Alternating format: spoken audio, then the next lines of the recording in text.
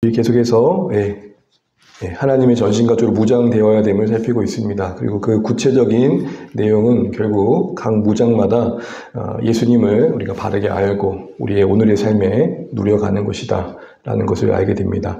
우리가 진리의 허리띠를 다루면서는 여러 이야기들을 했었는데요. 핵심은 그 진리가 말하는 바는 예수님의 그 진실과 성실하심을 말했고, 길게 늘어지는 옷이 허리띠로 인해서 이렇게 거추장스러운 것들이 다 거두어지고 붙들어 메워지고 오직 전투에 집중할 수 있게 되는 것처럼, 여전히 우리 삶에 혼돈이 있고 이해되지 않음이 있지만, 또 그로 인해서 악한 자는 늘 하나님을 우리에게 왜곡시켜 오해하게 만들지만, 여전히 하나님은 신실하게 예수님 안에서 그 구원하신 바를 이루어 가신다는 사실 앞에서 우리를 붙들어 메고 요동하지 않고 허락하신 그 자리를 동일한 성실로 지켜내자. 이게 이제 허리띠의 의미였습니다.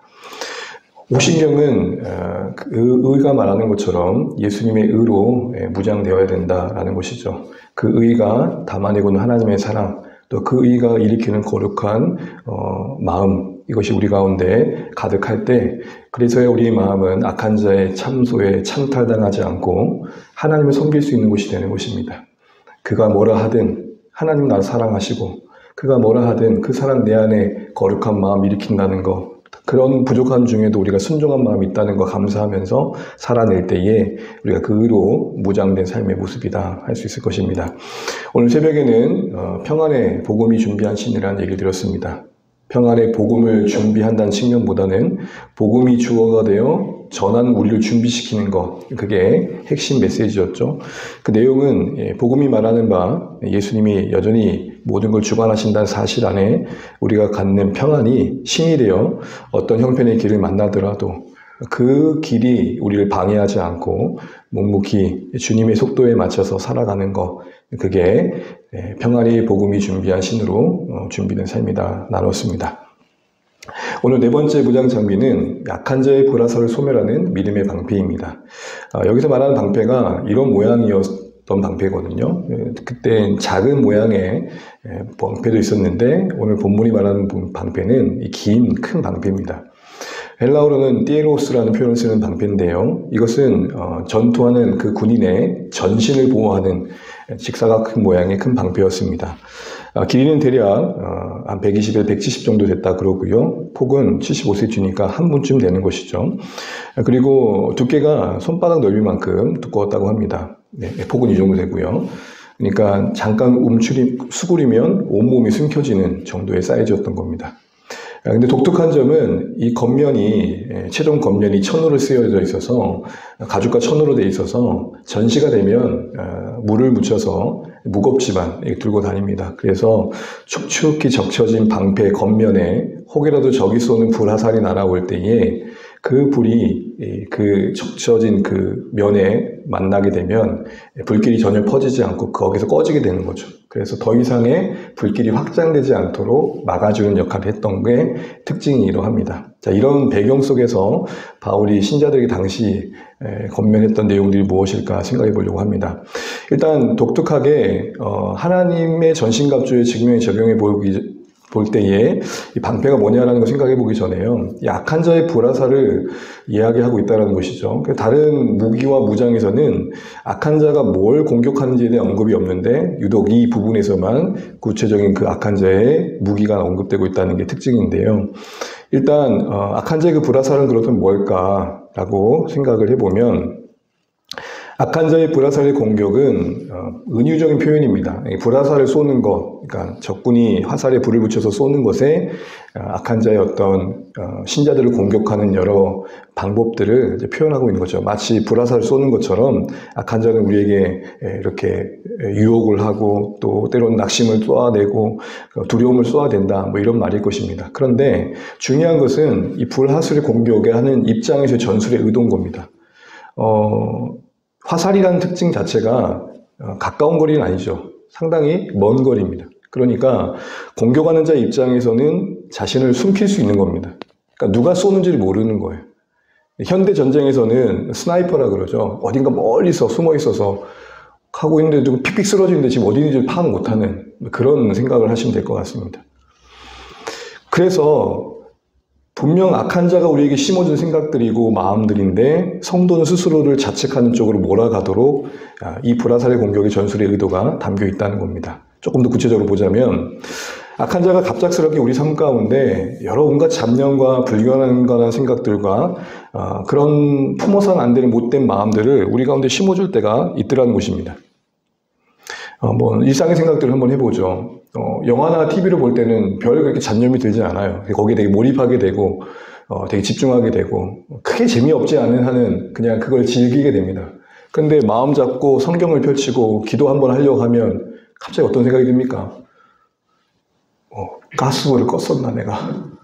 문을 안 잠그고 온 것 같다. 그리고 오늘 드라마가 종평하는데 그 주인공은 어떻게 될까 등등 다양한 잡념들이 갑자기 쓰나미처럼 밀려오는 경험들 혹시 해본 적 있으십니까?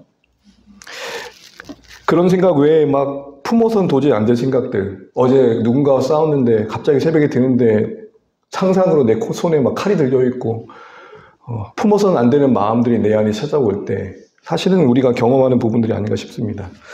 루터라는 분을 너무 잘 아실 겁니다. 종교 개혁 때 개혁의 기치를 들었던 루터가 은둔 생활을 잠시 해야 될 때가 있었습니다. 비텐베르크 성에 은둔할 때 거기서 여러 저술 활동을 하게 되는데 거했던 방에서 성경을 쓴 중에 아마 루터가 갖는 기질도 분명히 있었을 겁니다. 어떤 밤에 어떤 날아다니는 새, 부시럭거리는 벌레 소리, 다양한 생각들을 이렇게 막 여러 가지 현상들이 마치 마귀가 자기에게 뭔가를 악한 생각을 심어주는 것처럼 여겼던 것 같아요. 너무 힘드니까 쓰고 있던 펜에 그 잉크병을 던진 거예요. 그래가지고 루터가 거했던 방 안에는 움푹 패인 곳이 있고 거기에 검정색 잉크가 있는데 그랬다라는 이야기를 합니다. 하긴 건 아니지만 루터의 다른 저서에는 분명 그가 마귀의 온갖 공격에 늘 힘들어했던 증언들은 남아 있습니다. 무슨 말을 드리는 겁니까? 분명 악한 자는 어디 있는지는 모르지만 결국 자신의 신분과 위치를 숨기면서 온갖 잡다한 악한 생각들을 쏘아댄다는 것입니다. 이게 뭐가 문제냐면 우리가 스스로가 내가 이런 생각까지 하고 있나라는 생각에 자리 잡을 때는 괴로운 것입니다. 자신의 위치를 숨긴 채 이런 악하고 불경간한 생각들을 우리 가운데 던져서 쏴대서 결국은 우리 스스로가 거기에 몰려 좌절케 하는 겁니다. 이런 거죠. 지나가는 생각이었다 하더라도 신앙의 연차가 몇 년인데 아직도 이런 생각하고 있네. 나는 스스로의 자책으로 끝나는 게 아니라 스스로를 자멸하는 쪽으로 가는 거죠. 늘 그게 악한 자가 우리에게 결정적으로 괴롭히는 어떻게 보면 공격 포인트라고 할 수 있을 것입니다. 그래서 신자로서 자격 없는 내 자신에 대해서 낙담하게 됩니다. 결국은 신앙의 정체성이 흔들리고 전투 의지가 무력화되는 그런 방향으로 가는 것이죠. 이게 바로 악한 자의 의도입니다. 온갖 잡다한 생각들과 때로는 못되고 못난 생각들이 우리 가운데 가득한데 그걸 오롯이 내가 나로부터 말미암은 것처럼 스스로 여겨서 아직도 못났고 아직도 나 같은 놈이라는 생각으로 자신을 몰아가는 것은 누구의 의도대로 되는 겁니까? 결국에는 악한 자의 의도대로 우리 삶을 몰아가게 되는 것이죠. 바로 이때 우리에게 필요한 게 뭐냐? 바로 믿음의 방패다라는 것입니다. 그때 방패가 되는 게 피난처가 되는 게 믿음이라는 것입니다.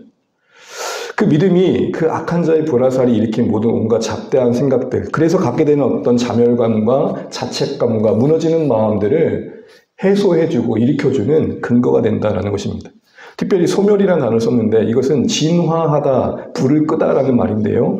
불화살의 공격이 더 이상 확장되지 않도록 우리 마음에 그런 그 전략이, 악한 자의 전략이 무력화되도록 한다는 것이죠.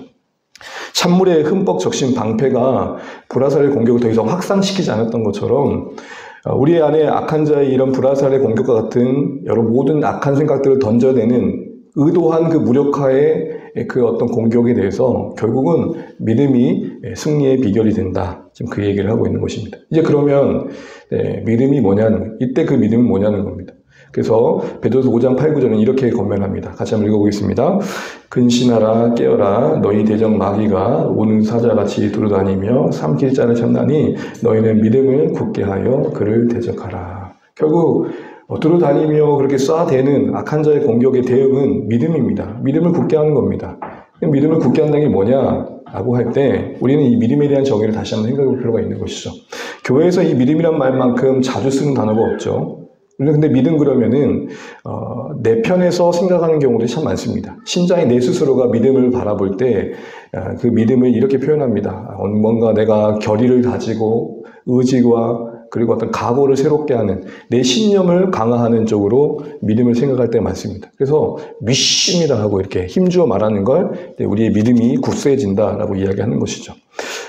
다 틀렸다 할 수 없지만 사실은 성경의 관점에서 믿음의 정의는 믿는 내 자신보다는 믿는 대상이 누구냐는 겁니다. 사실은 이 믿음이라는 말은 우리 교회만 쓰는 게 아니라 여러분 주변 사람들도 그렇지 않습니까? 나는 내가 열심히 하면 잘 될 걸 믿어. 어떤 신념들을 고백하잖아요. 이 어렵지만 내가 부족하지만 이렇게 하면 이겨낼 거라고 난 믿어. 이런 어떤 신념들을 말합니다. 근데 엄밀히 따지면 그게 성경이 말하는 믿음은 아니라는 것입니다. 그 성경이 말하는 믿음은 뭡니까? 중요한 거는 내가 믿느냐보다 내가 누구를 믿느냐가 더 중요한 겁니다. 내가 믿는 그분이 누구시냐가 성경이 말하는 믿음의 가장 중요한 내용입니다. 그러니까 내가 믿는다라고 할 때 나를 내가 믿습니다라는 내 자신의 어떤 의지를 강화한 쪽으로 믿음을 생각하고 있다면 좀 뭔가 기독교적 믿음에 잘못된 방향을 하고 있는 겁니다. 우리 믿음이 굳세어지는 것은 나를 굳세게 하는 게 아니라 내가 하나님을 더 간절히 붙들어야겠다만 있는 게 아니라 하나님이 나를 어떻게 바라보시지? 하나님이 나에게 지금 무엇을 약속하고 계시지? 그 방향으로 가기를 선택하는 겁니다. 그래서 믿음을 또 다른 말로 말하면 시선을 나에게서 하나님께로 돌이키는 겁니다. 나보다는 보여지는 환경과 상황보다는 하나님을 더 크게 여길 줄 아는 것입니다.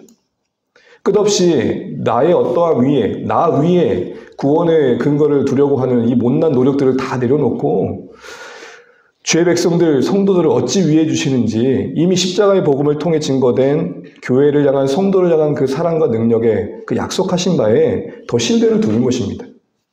나는 여전히 못나고 부족하지만 그런 나를 위해 주신 하나님의 사랑은 일관되고 그 능력은 놀랍다. 이걸 믿는 겁니다. 그래서 바울이 로마서 했던 이 말을 고백하는 겁니다. 그래서 한번 읽어보겠습니다. 그런즉 이 일에 대하여 우리가 무슨 말하리요? 만일 하나님이 우리를 위하시면 누가 우리를 대적하리요? 자기 아들을 아끼지 아니하시고 우리 모든 사람을 위하여 내주신 이가 어찌 그 아들과 함께 모든 것을 우리에게 주시지 않겠느냐. 아멘. 하나님이 우리를 위해 주신다. 여러분 이걸 깊이 생각해 본 적 있으십니까? 우리는 보통 신앙생활 하다 보면 하나님을 위해서 우리가 뭘 해야 될까를 많이 고민합니다. 그래야 되죠. 마땅히 그래야 되죠. 그런데 그게 먼저는 아니라는 겁니다. 항상 우리의 신앙의 첫 단추는 하나님이 그 어떠한 사랑과 은혜와 긍휼로 우리의 인생을 바라보고 계시냐를 절대 놓치시면 안 됩니다. 그게 시작이셔야 됩니다. 그게 믿음을 굳게 하는 겁니다. 그게 우리의 믿음을 강화하는 겁니다. 이어지는 말씀처럼 아들을 내어주시기까지 사랑하신 십자가의 그 복음이 증거하고 있는 하나님의 우리를 향한 그 사랑의 호소, 그 위해 주심이 뼛속 깊이 묵상되어져서 지금의 내 현실을 해석하는 중요한 첫 디딤돌이 되어야 합니다. 그게 믿음으로 방패 삼는 겁니다. 한마디로 더 쉽게 말한다면 하나님이 여전히 내 편 되어주신다는 사실 앞에서 우리 삶을 바라볼 줄 아는 것입니다. 결국 우리 자신이 얼마나 하나님을 굳건히 붙들고 있냐에 앞서서 하나님께서 우리를 얼마나 굳건히 붙들고 계신지를 우선적으로 묵상할 줄 아는 게 이 믿음을 굳세게 하는 중요한 삶의 방향이라는 것이죠. 이 말씀을 같이 한번 읽어보겠습니다. 시작. 내가 그들에게 영생을 주노니 영원히 멸망하지 아니할 것이요 또 그들을 내 손에서 빼앗을 자가 없느니라. 그들을 주신 내 아버지는 만물보다 크심에 아무도 아버지 손에서 빼앗을 수 없느니라. 아멘. 우리에게 구원을 주신 예수님 안에서 우리를 구원하신 하나님 아버지의 그 크심이 우리를 그 무엇에도 뺏기지 않는 보증이 되고 있음을 말씀하고 계십니다. 그럼 가만히 묵상해 보십시오. 우리 죄가 어마어마하게 크게 다가와 우리를 정말로 죄책감으로 몰아갈 때가 있고 또 우리의 현실이 정말로 두려움으로 우리를 몰아갈 때가 있고 그 바라봐지는 바가 더 크게 여겨질 때가 있습니다. 그런데 오늘 우리의 시선을 바꾸라는 겁니다. 그것보다 더 크신 하나님이 우리를 여전히 놓지 않고 계십니다. 결코 잃지 않을 것이다. 이거만큼 확실한 우리의 믿음의 근거가 없다는 것입니다. 그러기에 여러분, 믿음의 방패를 가지라, 이 말의 결론은 이렇습니다. 우선 작은 방패가 아니라 전신을 보호할 수 있는 큰 방패로 바울이 믿음을 설명했다는 것을 주목하셔야 됩니다. 믿음의 방패라고 할 때 그 방패를 작은 방패도 쓸 수 있어요. 큰 방패예요. 그러니까 여러분 가만히 생각해 보세요. 단순히 우리가 적과 싸워 우리가 주체가 되어서 전투하려면 가벼울수록 좋아요. 제가 조금 모션을 취할 때가 이해해 주세요. 하나 칼 들고 하고 칭칭칭칭 하는 게 더 편해요. 근데 우리 싸움은 그게 아니라는 거예요. 이제껏 전신갑주는 이렇게 이해되어졌어요. 이리 오면 이렇게 싸우고 이렇게 싸우라고. 그런데 지금 말하는 방패는 들기도 무거워요. 이 방패의 최대의 활용은 뭐냐? 그 방패 뒤에 숨는 거예요. 나를 최대한 가릴수록 보호받는 거예요. 조금 튀어보겠다고 얼굴 뽀쯤 하다가 화살 맞는 거예요. 이 믿음의 방패가 약속한 보호는 최대한 의지할수록 그 큰 방패에 나 가리울 수 있으니 최대한 그 안에 거할수록 우리에게 복이 된다는.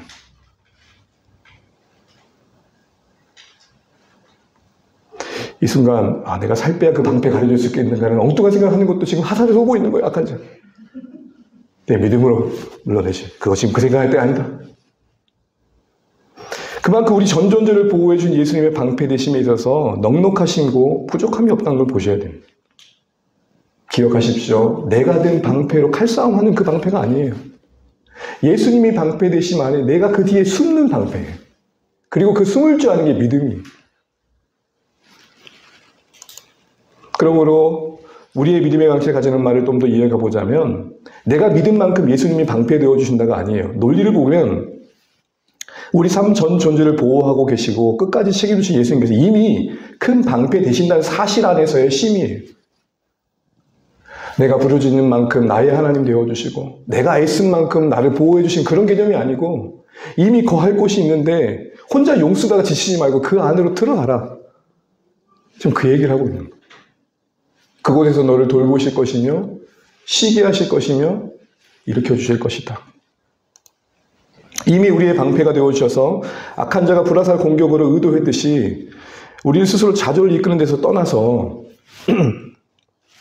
어떤 상황에서도 보호해 주시고 건져 주시는 그 하나님의 사랑과 능력을 신뢰하는 것. 그래서 악한 자가 계획한 대로 그가 의도한 대로 주저하지 않는 것. 그게 믿음의 방패로 무장되는 겁니다. 그러기에 승리는 이렇게 믿음의 방패와 함께 정리될 때 이렇게 결론 내릴 수 있습니다. 다시 일어설 줄 아는 것입니다. 이게 방패 되신 예수님의 사랑과 능력에 대한 믿음으로 무장된 신자의 현존하는 모습인 것입니다. 그 한 예를 들자면 베드로가 예수님의 중보기도가 그런 모습을 딱 보여줍니다. 우리 한번 읽어보겠습니다. 시작. 시몬아 시몬아 보라 사탄이 그러나 내가 너희를 위하여 내 믿음이 떨어지지 않기를 기도하였노니 너는 돌이킨 후에 내 영절을 굳게 하라. 아멘. 베드로를 향해서 예수님께서 말씀하신 거죠. 베드로야 베드로야 시몬아 시몬아 악한 자가 너희를 밀가부를 하는구나. 이 밀가부를 한다는 것은 키질인 거예요. 괴롭히고 흔든다는 거예요. 근데 나는 너를 위해 기도한다. 근데 기도의 제목을 보세요. 시험, 밀가부리 타는 시험 없기를 기도하신 게 아니라 그런 중에도 믿음 떨어지지 않게 기도하고 있는 거죠. 시험이 없어지길 기도하신 게 아니라 그런 중에도 믿음이 떨어지지 않게 기도하셔요. 그리고 더 나아가서 믿음이 떨어지지 않는 그 응답, 예수님의 기도의 응답은 뭐였습니까? 베드로가 3번이나 부인했지만 다시 돌이켜서 하나님이 원하시는 그곳으로 가 있는 거예요. 그러니까 이미 이 기도 자체가 우리에게 믿음을 말할 때 전혀 한 번도 넘어지지 않음을 말하는 게 아니라 혹 화살을 맞아 하는 그 순간이 주저앉더라도 큰 방패 대신 그분 뒤에 숨어 다시 일어나는 것, 그게 우리에게 말씀하시는 그 믿음을 방패로 삼는, 방패를 믿음으로 삼는 신자의 모습임을 예수님의 기도 안에서도 보여주고 있는 겁니다. 좀 더 적극적으로 말하자면 넘어졌다 다시 일어남을 허용하고 계십니다. 여러분, 아이들이 이렇게 성장하면서 걷는 것을 가만히 보게 되면 어떻습니까? 처음부터 슈퍼베이비가 돼가지고 딱 태어나자마자 할렐루야 태어나는 애는 아무도 없어요. 네 발로 기다가 조금씩 걸으려고 몸부림치다 보면 넘어지기도 하다가, 근데 그 넘어짐이 그의 근육을 키우고 자라게 하는 거죠. 바로 그게 우리에게 허용되었다는 게 믿음이고 믿음의 세계이며, 그거를 알고 다시 일어날 줄 아는 게 우리가 믿음을 방패 삼는, 그 방패를 믿음으로 받아들이는 우리의 삶의 모습이라는 것입니다. 기억하시면 좋겠습니다. 우리의 신앙적 실패가 없을 수는 없지만 그것이 곧 하나님의 구원의 실패는 아니라는 것. 우리의 구원의 그거는 좌절할 수밖에 없는 내가 아니라 그럼에도 여전히 우리의 편 되어주신, 피할 처소가 되고 방패 되신 예수님이라는 것. 그거 잊지 말라고 믿음의 방패를 가지라 강조했던 것입니다. 그리스도께서 실패하지 않은 한 우리 구원의 실패 없음을 잊지 마십시오. 이거 신뢰하고 우리를 불화살을 쏴서 좌절과 자기 연민으로 몰아가는 그 악한 자의 의도대로 움직이지 마시고 거듭 일어설 줄 아시면 좋겠고, 그래서 서 있는 게, 그래서 베드로처럼 돌이켜 형제를 세워주는 자리에 우리를 두는 게 악한 자의 불화살을 능히 무력화시키는 하나님이 우리에게 주신 예수님을 그 방패 삼는 믿음의 무장임을 기억하시면 좋겠습니다. 이제 말씀을 뵙겠습니다. 사랑하는 주안의 가족 여러분, 이 믿음의 방패를 가지라는 말의 의미는 뭡니까? 끝없이 불화살을 쏴서 자신은 감춘 채 마치 그 결과가 우리로부터 말미암은 것으로 스스로 속여 아직도 이거밖에 안 되라는 자멸감에 우리를 몰아가 결국은 스스로 무너지게 만드는 악한 자의 의도대로 움직이지 말고, 그 큰 방패, 우리 자신을 숨길 수 있게 넉넉한 그 공간에 우리가 숨어 보호받으며 다시 일어날 줄 아는 것, 그게 그 방패를 믿음으로 받아들인 신자의 삶의 모습이라는 것입니다. 여러분 기억하십시오. 예수님이 방패가 되십니다. 예수님이 피난처가 되십니다. 예수님이 우리 삶의 쉴 곳이 되십니다. 그래서 그 믿음의 방패를 가지라 말씀하고 계시는 겁니다. 다시 한번 이 하나님의 방패 되심, 큰 방패 되심을 우리가 신뢰하며 좌절과 자기 연민으로 자신을 몰아가지 않고 그 뒤에 숨어 거듭 일어서며 하나님 원하시는 자리를 지켜가실 수 있는 우리 모든 주 안의 가족 되시기를 주님의 이름으로 축복합니다.